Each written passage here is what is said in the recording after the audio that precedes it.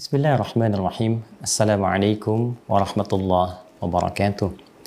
Alhamdulillah, wassalatu wassalamu ala rasulillah, nabiyyina wa sayyidina Muhammad ibn Abdullah, wa ala alihi wa sahbihi wa man walah, wa ba'du.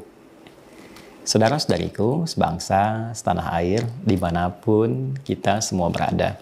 Semoga video ini menemui kita semua dalam keadaan sehat, baik, dan dimuliakan oleh Allah Subhanahu wa Ta'ala, diberikan semangat yang tinggi serta kesungguhan untuk membangun negara Indonesia yang kita cintai ini menuju negara yang makmur, mencerahkan, dan berkemajuan. Teman-teman, pada hari Kamis 28 November 2024 yang lalu, kita secara nasional menyaksikan pidato Presiden kita, Bapak Haji Jenderal Kehormatan Purnawirawan Prabowo Subianto dalam peringatan Hari Guru Nasional. Dan pidato dimaksud sungguh menggugah, mengharukan pada bagian beliau meminta maaf kepada para guru karena baru memiliki kemampuan, ya bahasa tafsirnya demikian, yang terbatas untuk menaikkan gaji dan memenuhi kesejahteraan para guru, barangkali masih jauh dari apa yang diharapkan. Tentu hal ini begitu memberikan motivasi yang kuat untuk para guru, memberikan harapan yang begitu membahagiakan, dan tentu menjadi pidato juga yang bersejarah di peringatan Hari Guru dimaksud, sehingga cukup viral di berbagai macam laman berita, baik media sosial ataupun yang lainnya. Di video ini, saya berkenan bila diberikan kesempatan untuk memberikan masukan terkait dengan konteks pidato yang disampaikan untuk kesejahteraan para guru yang didambakan. Ada dua formula yang ingin kami usulkan bila berkenan untuk diterima, dan keduanya ini, yang pertama juga telah kita bersama lakukan khususnya di Quantum Akhir Institute, sedangkan yang kedua pernah juga kami usulkan di periode yang jauh sebelumnya.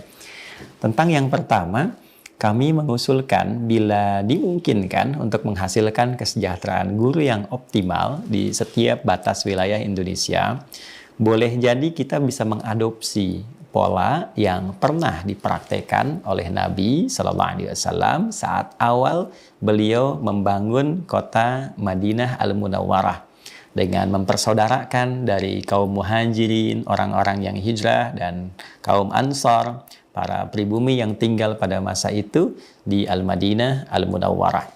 Konteksnya bukan antara hijrah dengan pribuminya, bukan. Tapi yang penting untuk dilihat bagaimana pola Nabi mempersaudarakan dua elemen ini sehingga bisa seluruhnya kompak membangun negeri.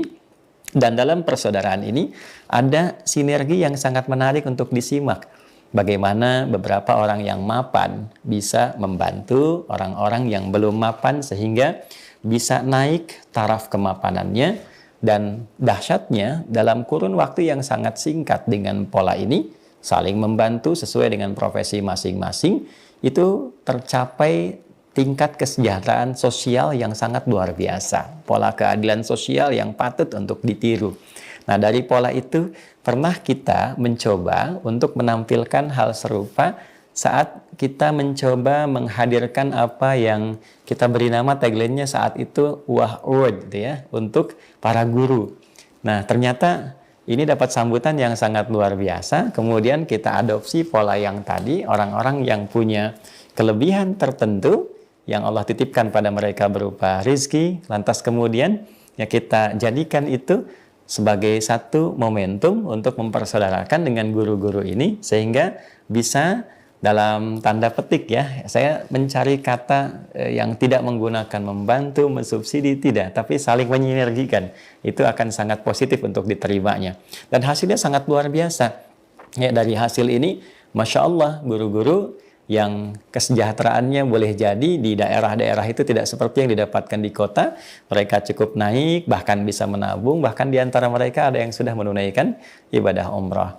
Nah, bentuknya bisa jadi mungkin dengan gerakan glokalisasi atau zonasi, di setiap zona-zona di wilayah Indonesia, di daerah-daerah khususnya, bisa dilakukan sebuah formulasi, misal kalau mau agak formal sedikit dari Kementerian Pendidikan misalnya, ya, nanti bekerja sama dengan pola tertentu ya di masyarakatnya, siapa yang punya kelebihan, database-nya nanti guru-guru ditampilkan di daerah itu, ya kan Masya Allah saya lihat masih ada yang mohon maaf sekali yang di honornya itu bahkan ada yang 100.000, 200.000, dan dengan segala kesungguhan, keikhlasan, dan qanaah mereka, itu masih sungguh-sungguh mengajar.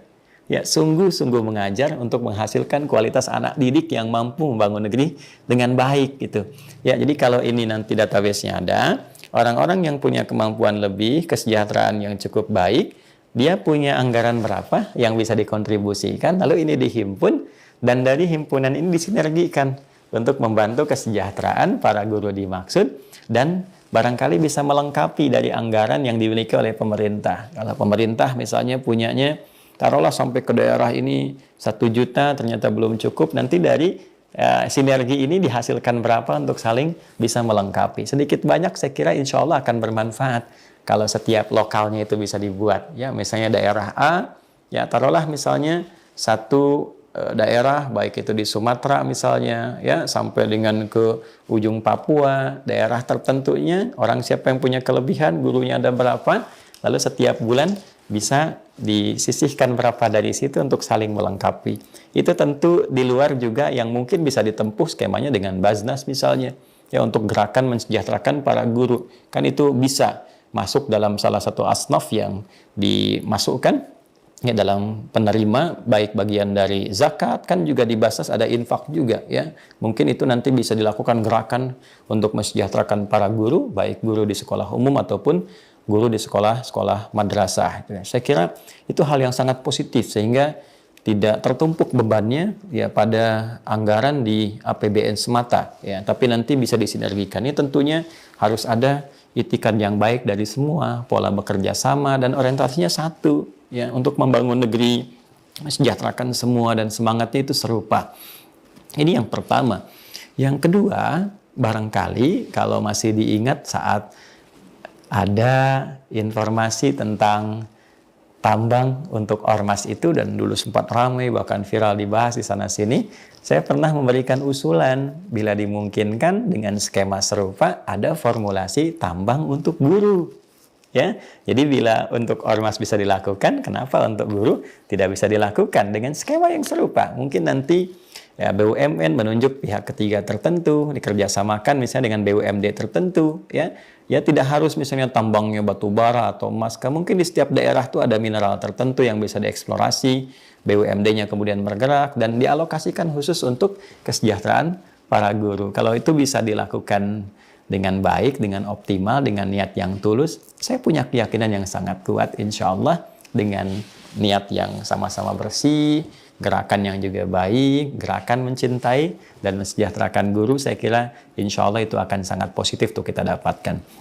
Teman-teman, sebagai penutup, kita mengingat dengan sangat baik bahwa saat Jepang itu mendapatkan musibah dengan jatuhnya, atau lebih tepat dijatuhkannya di Nagasaki dan Hiroshima, bom atom yang sangat memakan korban jiwa begitu banyak dan menghancurkan fasilitas begitu dahsyat, dan kita berharap hal-hal dimaksud tidak terjadi lagi. Kita berharap ketentraman, kedamaian di muka bumi ini dengan segala aspeknya. Terlepas dari itu, peristiwanya kan berlangsung di tahun yang sama, ya, di 1945 di bulan Agustus. Kalau saya tidak keliru di tanggal 6 dan tanggal 9 itu, ya, jeda 3 hari kemudian terjadi lagi yang kedua.